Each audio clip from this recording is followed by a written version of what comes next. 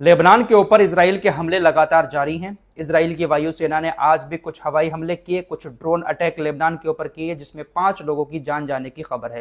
Gaza में भी कुछ लोगों की मौत हुई है, वहां पर भी हमले हुए हैं, उस पर भी बात करेंगे। डोनाल्ड ट्रंप के बस की बात नहीं है कि वो इसराइल को लेबनान पर हमला करने से रोक पाए।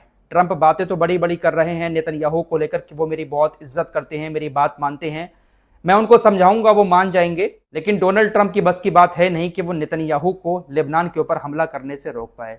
इसराइल को कोई रोक सकता है तो वो सिर्फ ईरान है। ईरान स्टेट ऑफ हॉर्मुज बंद करेगा, ईरान इसराइल के ऊपर मिसाइल हमले करेगा, तभी शायद इसराइल अपने हमले बंद कर सकता है, वरना ट्रंप की बस की बात नहीं है कि वो नेतन्याहू को रोक पाए। जैसा कि आपको मालूम ही है कि 2 दिन पहले 18 जून 2026 को अमेरिका और ईरान के बीच समझौते पर सिग्नेचर हुए। दिन में सिग्नेचर हुए थे, लेकिन रात के वक्त में इसराइल ने लेबनान के ऊपर हमला कर दिया। परसों रात से लेकर अब तक लगातार इसराइल के हमले लेबनान के ऊपर जारी हैं। कल 19 जून 2026 को स्विट्जरलैंड के अंदर अमेरिका और ईरान के अधिकारियों की मीटिंग होने वाली थी, लेकिन ईरान ने मीटिंग को कैंसिल कर दिया क्योंकि लेबनान के ऊपर हमले नहीं रुके हैं। खबर ऐसी आई कि स्टेट ऑफ हॉर्मुज को भी ईरान ने दोबारा से बंद कर दिया। समझौते पर सिग्नेचर होने के बाद स्टेट ऑफ हॉर्मुज को ईरान ने खोल दिया था, लेकिन जैसे ही लेबनान के ऊपर इसराइल की तरफ से हमले किए गए और हमले जारी रखे गए, स्टेट ऑफ हॉर्मुज को एक बार फिर से ईरान ने रात बंद कर दिया था। जब स्टेट ऑफ हॉर्मुज बंद हुआ तो हड़कंप मच गया। उसके बाद कतर, सऊदी अरब, अमेरिका और ईरान, ये तमाम देश बीच में पड़े और लेबनान के बॉर्डर पर सीज फायर का ऐलान हुआ। डोनाल्ड ट्रंप ने दावा किया कि हमने इसराइल से बात कर ली है, सीज फायर के लिए नेतन्याहू राजी है। उधर हिजबुल्लाह से भी कतर और ईरान के कुछ अधिकारियों ने बात की और कहा कि हिजबुल्लाह भी सीज फायर के लिए राजी है। रात के वक्त में कल सीज फायर का ऐलान लेबनान के बॉर्डर पर कर दिया गया था। यह सीज फायर का ऐलान दोबारा किया गया। ईरान और अमेरिका के समझौते पर सिग्नेचर होने के बाद हमले किए, उसके बाद कल शाम के वक्त में सीज फायर का ऐलान लेबनान के बॉर्डर पर हुआ था, लेकिन इस सीज फायर को भी इसराइल ने तोड़ दिया। इसराइल की वायुसेना ने आज लेबनान के ऊपर हमले किए, ड्रोन से हमले किए, 5 लोगों की जान गई और बहुत सारी बिल्डिंगें जमींदोज हो गई। इसराइल हर एक समझौते को तोड़ रहा है, हर एक सीज फायर को खत्म कर रहा है। ऐसा ही अगर चलता रहा, इसराइल के हमले जारी रहे, तो ईरान सभी समझौतों को तोड़कर हो सकता है कि इसराइल के ऊपर मिसाइल अटैक कर दे। ईरान अभी खामोश है। ईरान सिर्फ डोनाल्ड ट्रंप और अमेरिका के अधिकारियों से ही कह रहा है कि इसराइल को रोक लो। समझौते में आपने शर्त रखी है कि लेबनान के बॉर्डर पर सीज फायर होगा, इसराइल की सेना वापस आएगी, लेकिन इसराइल समझौते की पहले ही शर्त को तोड़ रहा है। अमेरिका के अधिकारियों से ईरान लगातार कह रहा है कि इसराइल को रोको, वरना अंजाम अच्छा नहीं होगा।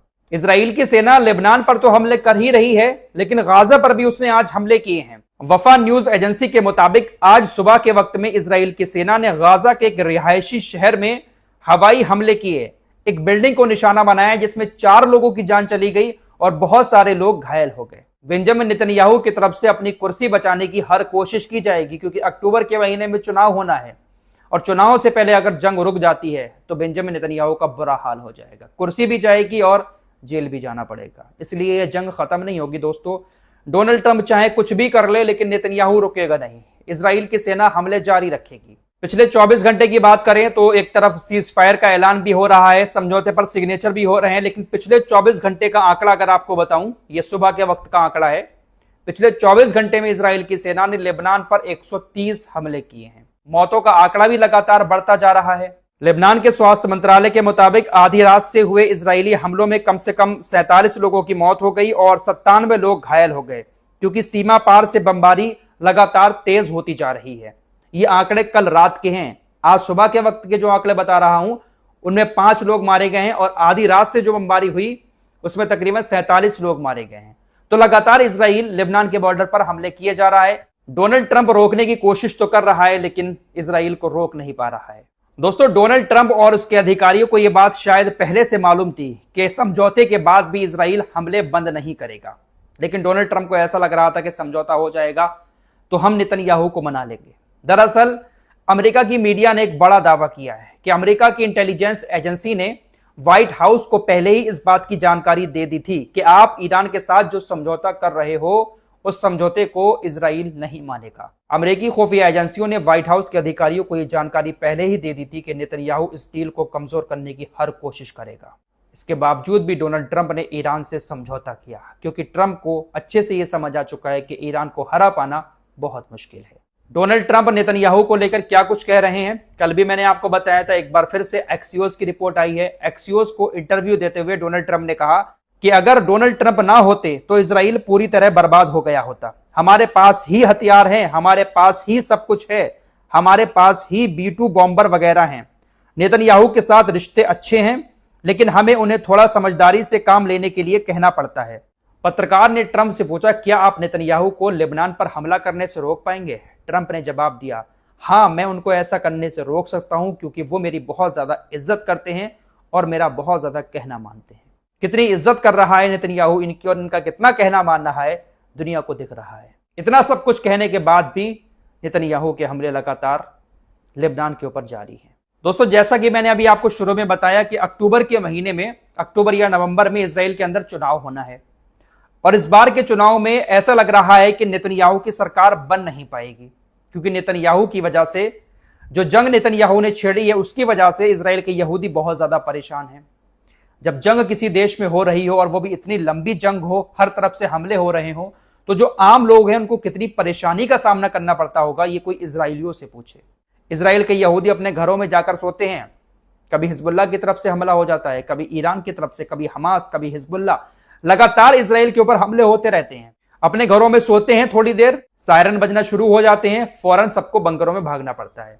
सोचिए इस जिंदगी के बारे में, कितनी बुरी जिंदगी हो गई है इजराइल के आम यहूदियों की। इन्हीं सारी चीजों को देखते हुए मीडिया के जरिए जो सर्वे इजराइल से आ रहे हैं उसमें ऐसा ही लग रहा है कि नेतन्याहू की सरकार दोबारा नहीं बन पाएगी, क्योंकि नेतन्याहू की जो सरकार गठबंधन वाली है उसमें कुछ नेता इतने कट्टरपंथी हैं कि लगातार खतरनाक बयान उनकी तरफ से दिए जा रहे हैं।